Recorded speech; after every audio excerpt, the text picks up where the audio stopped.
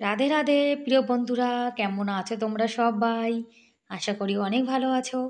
আমরাও কিন্তু ভগবানের কৃপায় ভালোই আছি। আমার নতুন আরও একটি ব্লগে তোমাদের সবাইকে জানাই অনেক ভালোবাসা, অনেক স্বাগত। প্লিজ বন্ধুরা, আজকের ভিডিওটি স্কিপ না করে পুরো ফুল দেখো। আশা করি তোমাদের আজকের ভিডিওটি ভালো লাগবে। আর আমি কিন্তু সংসারে শান্তি আর মঙ্গলের জন্য সোমবারের দিন উপোস করেছি শিবজির কাছে কামনা করছি, শিবজি আমাদের সবাইকে ভালো রেখো, আমাদের সংসারে যেন সুখ শান্তি সবসময় থাকে।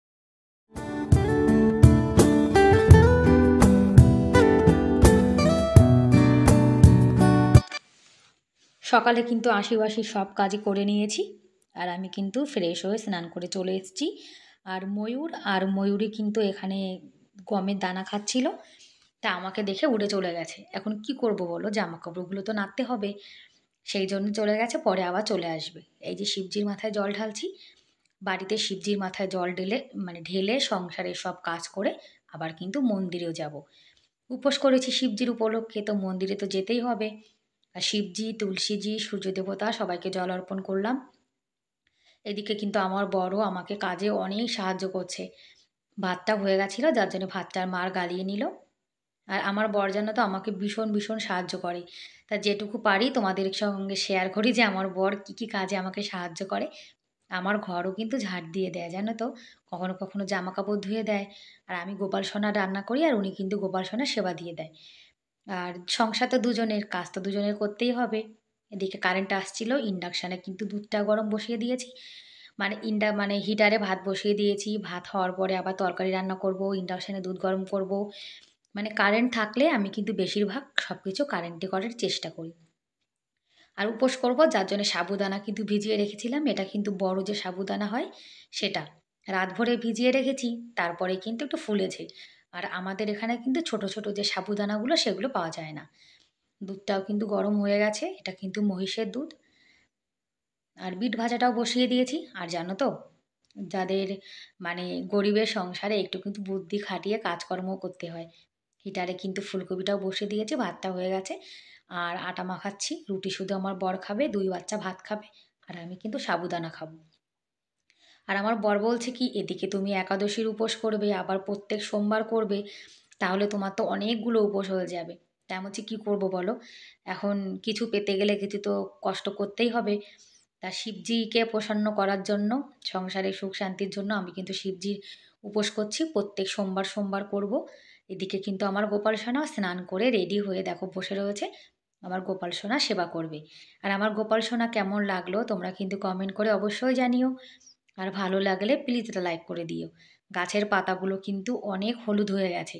আর গাছের পাতা ঝরে ঝরে কিন্তু অনেক পড়ে গেছে, অল্প কিছু আছে। এদিকে বিট ভাজা হয়ে গেছে, আর ফুলকপিটাও হয়ে গেছে। কড়াইতে এক্সট্রা জল ছিল, সেটা আমি কিন্তু বালতিটার মধ্যে ফেলে দিয়েছি।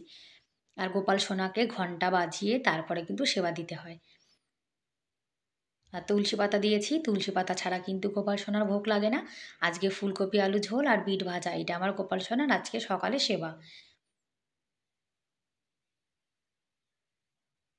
আর গোপাল সোনাকে কিন্তু ভাত মাখিয়ে এরকম মুখের সামনে ধরতে হয়। আর বাড়িতে গোপাল সোনা আনার পরে কিন্তু আমাদের জানো তো অনেক অনেক কী বলবো ভক্তি হয়েছে। এতটা ভক্তি, এখন যেটুকু করি, ভক্তি একদম যে ভীষণ করি সেরকম না, কিন্তু যেটুকু করি এটুকুও কিন্তু আগে ছিল না। আমার গোপাল সোনা আসার পরে কিন্তু আমাদের বাড়িতে অনেক অনেক বদলাव এসছে, অনেক পাল্টে গেছি আমরা সবাই। আর আমার সোনা কিন্তু এখন ঘর গোছাচ্ছে। এখন তো ওর ফাইনাল পরীক্ষা হয়ে গেছে, যার জন্য ও মাম্মিকে কিন্তু কাজে সাহায্য করছে। আর আমার সোনা কিন্তু জানো তো ঘর-টর গুছিয়ে রাখতে খুবই ভালোবাসে। যখন ওর মন চায় তখন। আর মন যখন না চায় তখন কিন্তু কাজ করে না। কিন্তু আজকে আমার সোনা অনেক কাজ করেছে। দেখো কাঁথাগুলো ভাঁজ করে আবার ওই যে আলমারির মধ্যে রেখে দিচ্ছি। আর একটা কথাই আছে না, মা-বাবা যেমন হয় বাচ্চা-কাচ্চা কিন্তু সেরকমই হয়। তা আমাদের সবাইকে দেখে যে আমরা ঘর গুছিয়ে রাখি, তা আমাদের দেখে দেখে কিন্তু আমার সোনাও শিখে গেছে। এই জন্যে লোকে বলে যে সবার আগে কিন্তু ঘর হলো একটা স্কুল, বাড়ি। বাড়িতে যে যেমন হবে বাচ্চা-কাচ্চা কিন্তু সেগুলোই শিখবে। তা আজকে বেড কভারটা চেঞ্জ করব। ৪-৫ দিন হয়ে গেছে বেড কভারটা চেঞ্জ করা হয় না। আর সপ্তাহে কিন্তু ১ দিন করে জানো তো বেড কভার চেঞ্জ করা খুবই ভালো। আর বন্ধুরা, আজকের ভিডিওটি কেমন লাগলো কমেন্ট করে কিন্তু অবশ্যই জানিও। আর ভিডিওর কোনো অংশ ভালো লেগে থাকলে প্লিজ এটা লাইক করে দিও। আর আমার চ্যানেলে তোমরা আজকে যারা নতুন আর ভিডিওটি দেখছো, তোমরা কিন্তু যদি এরকম ভিডিও দেখতে ভালোবাসো তাহলে কিন্তু চাইলে আমার এই ছোট্ট চ্যানেলটিকে সাবস্ক্রাইব করে আমার এই ছোট্ট পরিবারের পাশে থেকে যেতে পারো। আর এই কাজটি যারা অলরেডি করে দিয়েছো তাদেরকে অসংখ্য ধন্যবাদ। তোমরা এইভাবে আমার পাশে থেকো, আমাকে সাপোর্ট করো। আর যে দিদিভাই আমার ভিডিও দেখে প্রতিনিয়ত, আমি কিন্তু সেই সব দিদিভাইয়ের ভিডিও দেখি। আর অবশ্যই কিন্তু একটা লাইক করে ভিডিও দেখি। তোমরা কিন্তু অনেকেই আছো ভিডিও দেখো কিন্তু কমেন্ট করো, একটা লাইক করতে ভুলে যাও। আর ড্রেসটা চেঞ্জ করে নিয়েছি, কেননা মন্দিরে যাব, তোমাদেরকে বলেছিলাম। রান্নাবান্না সব হয়ে গেছে, গোপাল সেবাও হয়ে গেছে, এখন আমি রেডি হয়ে গেছি। এখন গোপালে মানে মন্দিরে যাব। গোপাল কেন বলছি, আর চুল যেন তো আমার অনেক উঠে গেছে, যত মাথা আঁচড়াই ততই কিন্তু চুল উঠে যায়। দরজাটা এখন বন্ধ করে দিচ্ছি। আর এর মধ্যে কিন্তু লোটা, তারপরে ফুল সব কিছু নিয়েছি। আর মন্দিরে কিন্তু ফুল গাছ আছে, সেখান থেকে ধুতরা ফুল নিয়ে নেব। আর সোমবারে উপোস করেছি, একটু মন্দিরে না গেলে তো হয় না। আর রোদ্দুর কিন্তু ভালোই উঠেছে, কিন্তু অত গরম আমাদের এখানে কিন্তু এখনও পড়েনি। এখনও আমাদের এখানে পাখা চালানো লাগে না।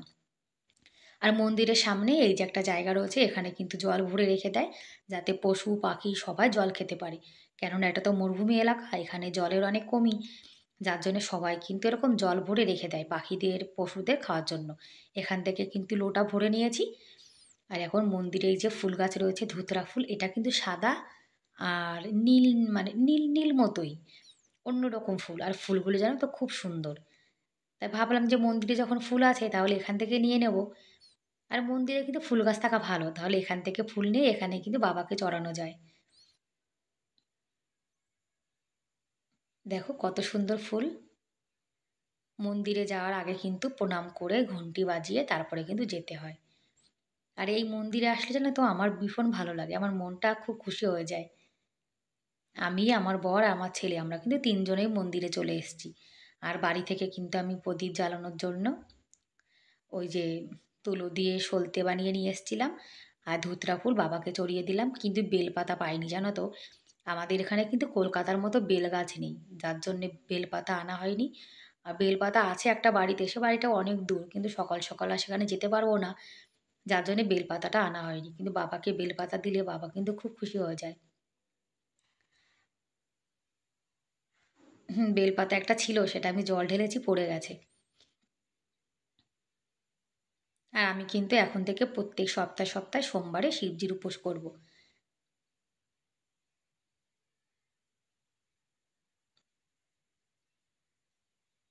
আর সংসারের মঙ্গলের জন্য একটু কষ্ট তো করতেই হবে।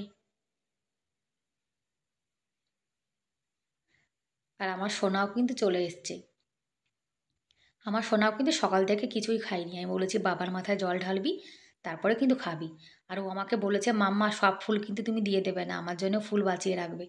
তাই ওর জন্য ফুল রেখেছি। আর জানো তো কী হয়েছে, ওর জন্যে জল অল্প ছিল, আর ও রাগ করেছে তুমি সব জল কেন ঢেলে দিলে। আমি অনেক জল দিয়ে তারপর স্নান করাবো, তারপরে কিন্তু আবার একটা লোটা ভরে এনেছি। তারপরে মনের মতো করে আবার জল ঢালছে। মানে ওর কি জানো তো, বেশি বেশি করে জল ঢালবে সেটাই ওর মনের ইচ্ছা। যার জন্যে আবার কিন্তু লোটাটা ওর পাপাজি ভরে এনেছিল।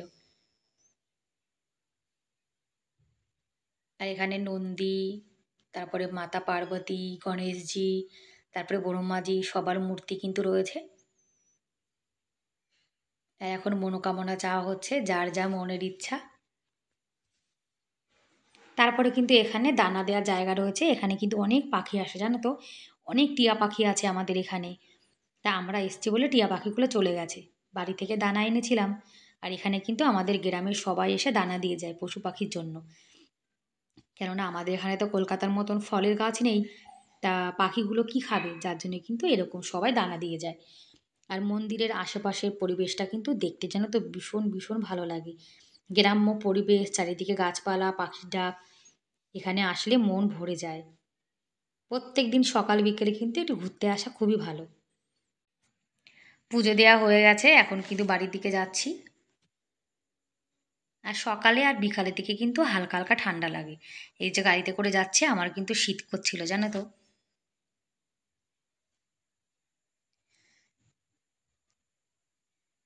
ব্যাস চলে এসেছি বাড়িতে।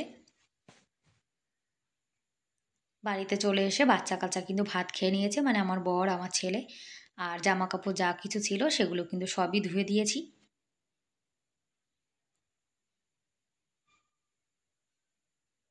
আর এ পাশটা জানো তো অনেক সুন্দর রোদ্দুর পড়ে। আর ওই দড়িটা একদম মানে নিচু হয়ে গেছে, যার জন্য দড়িটাতে না বেশি জামা কাপড় দেবো না। রোদ্দুরে কিন্তু ভালোই উঠেছে, আবার হালকা হালকা ঠান্ডা হাওয়াও চলছে।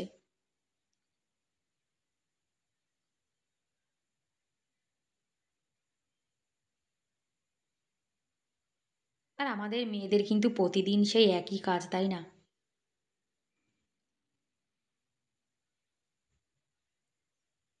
আজকে কিন্তু জামা কাপড় বেশি কিছু নেই, অল্প কিছুই আছে। আমি কিন্তু প্রতিদিনের জামা কাপড় প্রতিদিন ধুয়ে দিই, যার জন্য বেশি জামা কাপড় কিন্তু হয় না। এদিকে যে গম ছিল বাড়িতে, তা আটা জানো তো অনেকটা ফুরিয়ে গেছে, যার জন্য গমগুলো পরিষ্কার করেছি। আর আমার বর এখন একটু পরিষ্কার করছে, তারপরে কালকে গমগুলোকে ধুতে হবে।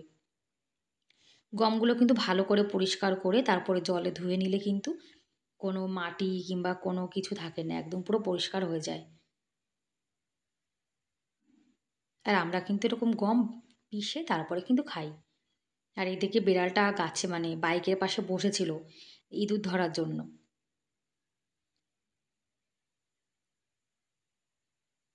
আর নিম গাছের পাতা দেখেছো? একদম মানে হলুদ হয়ে গেছে। এই পাতাগুলো কিন্তু সব ঝরে পড়ে যাবে। সব ঝরে পড়ে তারপরে কিন্তু নতুন পাতা আসবে। ব্যাস বন্ধুরা, আজকের মতো এ পর্যন্তই। দেখা হবে পরের ভিডিওতে। ততক্ষণ অনেক ভালো থেকো। Bye bye.